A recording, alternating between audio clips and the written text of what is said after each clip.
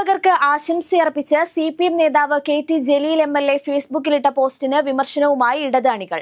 രക്തസാക്ഷിയുടെ രക്തത്തേക്കാൾ പരിശുദ്ധിയുണ്ട് പണ്ഡിതനായ ഗുരുവിന്റെ മഷിക്ക് എന്ന KT ജലീലിന്റെ പ്രയോഗം രക്തസാക്ഷികളെ അപമാനിക്കുന്നതും വില കുറച്ച് കാണുന്നതുമാണെന്നാണ് വിമർശനം. അധ്യാപകരുടെ വിശുദ്ധി പറയാൻ രക്തസാക്ഷികളുടെ രക്തത്തിന്റെ വിശുദ്ധി താഴ്ത്തിക്കെട്ടേണ്ട എന്നതാണ് ഇടതണികളുടെ വിമർശനം.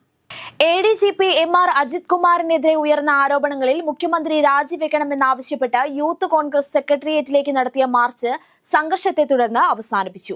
Youth Congress vice president Abin വർക്കിയെ പോലീസ് വളഞ്ഞിട്ട് തല്ലിയതോടെ കോൺഗ്രസ് നേതാക്കൾ സ്ഥലത്തെത്തിയിരുന്നു. കോൺഗ്രസ് അധ്യക്ഷൻ K സുധാകരനും M ലിജുവും ഉൾപ്പെടെയുള്ള നേതാക്കൾ സ്ഥലത്തെത്തിയതോടെ പ്രതിഷേധം കനത്തു. പട്ടാളത്തെ ഇറക്കിയാലും പ്രതിഷേധത്തിൽ നിന്ന് പിന്നോട്ടില്ലെന്ന് K സുധാകരൻ മാധ്യമങ്ങളോട് പ്രതികരിച്ചു. സെക്രട്ടേറിയറ്റ് മാർച്ച് നടത്തിയ യൂത്ത് കോൺഗ്രസ് പ്രവർത്തകർക്ക് നേരെ നരനായാട്ട് നടത്തിയ പോലീസുകാർക്കെതിരെ കോൺഗ്രസ് പ്രവർത്തക സമിതി അംഗം രമേശ് ചെന്നിത്തല.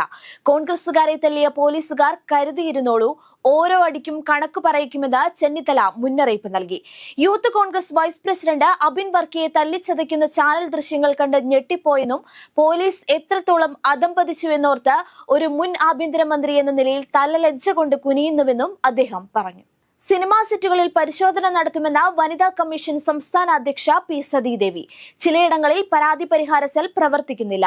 ഇവിടങ്ങളിൽ വനിതാ കമ്മീഷൻ ഇടപെടലുണ്ടാകും. 10-ാം തീയതി ഹൈക്കോടതി ഹേമ കമ്മീഷൻ കേസ് പരിഗണിക്കുമ്പോൾ വനിതാ കമ്മീഷന്റെ നിലപാട് അറിയിക്കുമെന്നും ഹൈക്കോടതി ഉത്തരവ് വന്നാൽ അത് പ്രാബല്യത്തിൽ വരുത്താൻ ഇടപെടൽ നടത്തുമെന്നും സതീദേവി പറഞ്ഞു.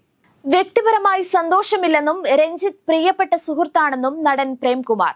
അക്കാദമിയുടെ ജനാധിപത്യ സ്വഭാവം കാക്കുമെന്നും പ്രേംകുമാർ പറഞ്ഞു. ചലച്ചിത്ര അക്കാദമിയുടെ താൽക്കാലിക ചെയർമാനായി അധികാരമേൽക്കുന്നതിനിടയിലാണ് പ്രേംകുമാറിന്റെ പരാമർശം.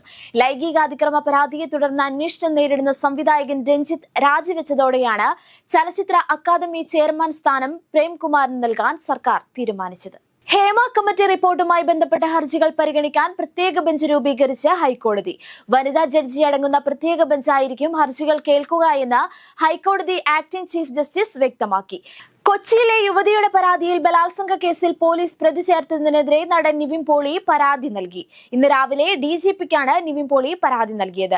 തനിക്കെതിരായിട്ടുള്ളത് കള്ളക്കേസാണെന്ന് വ്യക്തമാക്കിയാണ് നിവിൻ പോളി പ്രാഥമിക പരാതി നൽകിയിട്ടുള്ളത്.